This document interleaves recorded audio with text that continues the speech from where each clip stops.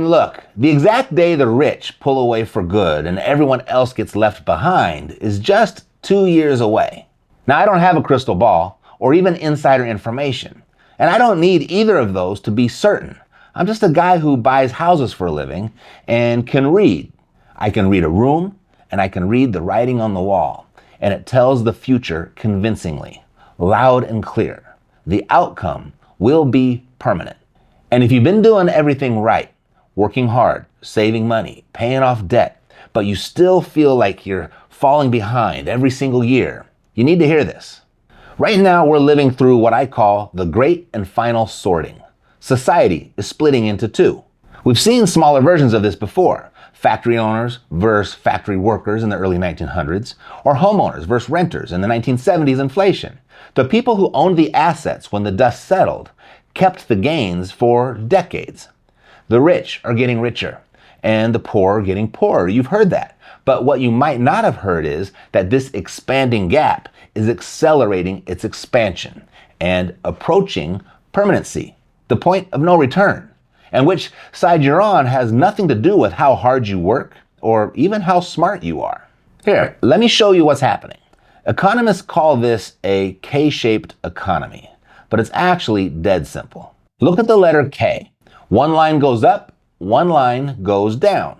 The people on the top line, they own stuff, real estate, stocks, businesses, gold, things the government can't print more of. The people on the bottom line, they rely on a paycheck and a savings account. And right now, those two lines are splitting apart faster than they ever have. Here's what this looks like in real numbers. The top 10% of earners in America now account for roughly half of all consumer spending. Half. They're taking vacations, buying second homes, they're upgrading everything. The bottom 80%, 37% of spending. They're counting every dollar. They're skipping trips. They're watching their grocery bills climb while their paychecks barely budge. The line separating these two groups, it's around $175,000 a year in household income. Above that line, life feels pretty manageable. Below it, I don't know, you already know. Everything costs more. Your paycheck doesn't stretch, and the gap between your life and the life you thought you'd have by now keeps getting wider. So what's actually causing this split? I'll give you a hint. It starts with an I. I'm talking about inflation. And the primary driver of it starts with an M. Money printing. The government has been printing a lot lately, and they're picking up the pace again. And they won't stop because they can't stop. But that's not the point here. Another video. The point here is money printing doesn't affect everyone the same way. Most people get hurt by it. Some celebrate it. If you own assets, you win because assets benefit from money printing. You see, the government can't print more houses, can't print more gold, can't print a business or its stock. Supply stays the same. The amount of dollars chasing those assets goes up, so the price of what you own goes up. If all you have is a paycheck and a savings account, you lose because every new dollar the government prints makes your existing dollars worth less. Your paycheck might go up a little, but your grocery bill, your rent, your insurance, all of that races ahead faster. The government prints money, asset owners get richer, they move up the slope of the K. Everyone else falls behind, down the slope of the K. And this has been happening for decades. But here's the part most people miss. Up until now, you could still escape. You could climb up from the bottom slope to the top slope. There was a ladder there. Meaning you could learn a skill, start a business, buy an asset, find a problem nobody else had solved yet. The ladder was always there. The economy has always been flexible. There was room to move and lift yourself up. And there still is, but not for long. And here's why.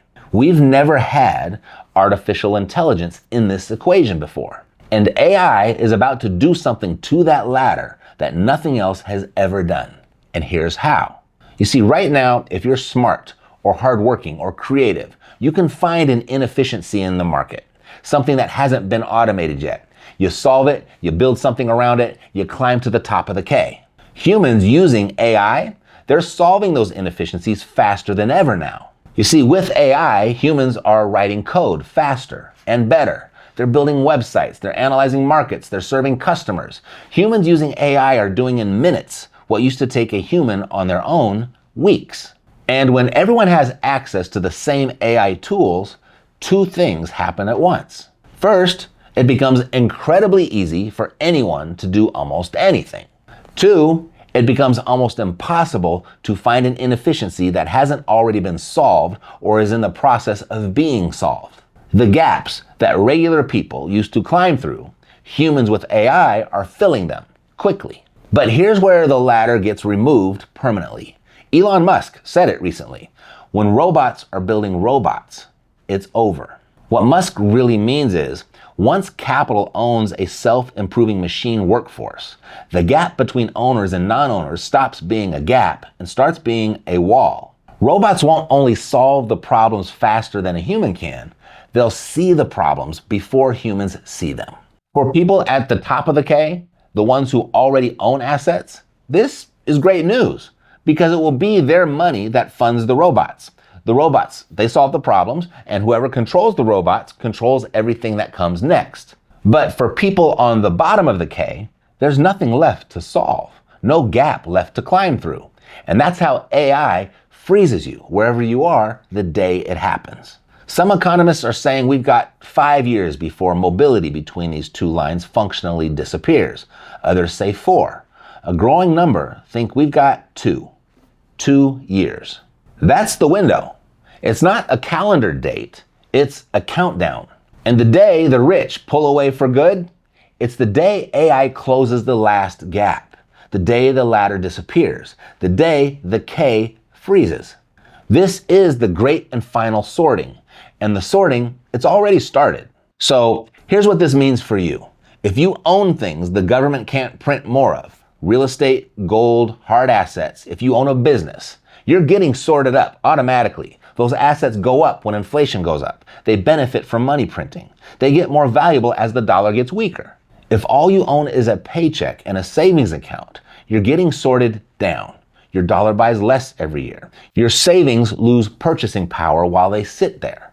And every month you fall a little further behind the people who own stuff. The question isn't whether this is happening.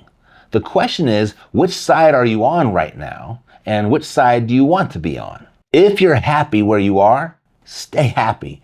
Do nothing. You'll get no judgment from me. If you want to climb the ladder, the answer is simple. Acquire stuff.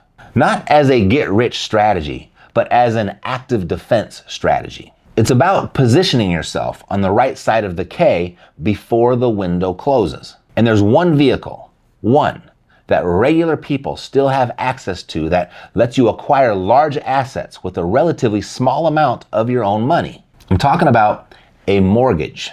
And I know how that might sound. Your whole life you've been told debt is bad. Pay it off. Be debt free. And that advice, it made sense in a different economy.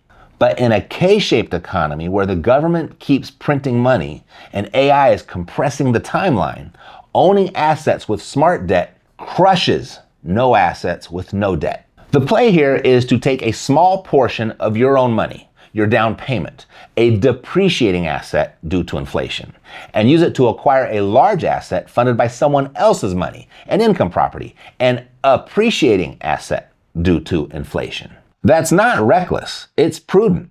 I mean, you can sit at the table and play by the house rules where the odds are stacked against you, or you can become the house where the odds work for you. The house always wins. The system punishes savers. It rewards borrowers. The system always wins. So here's the choice. Do you save more, cut back, and just ride it out? Or do you act now, get positioned, and get on the right side of the K before the window closes? Now, if you're sitting there thinking, okay, Matt, I want to get positioned, but what does that actually mean? I mean, what do I do with my money right now? Well, that's why I pulled this one out here for you to watch next. Most people think they're playing it safe. They're not. They're losing ground every single day. And the fix? It's not what you think. And I'll walk you through the whole thing right here. Check it out. God loves you, and so do I. Take care.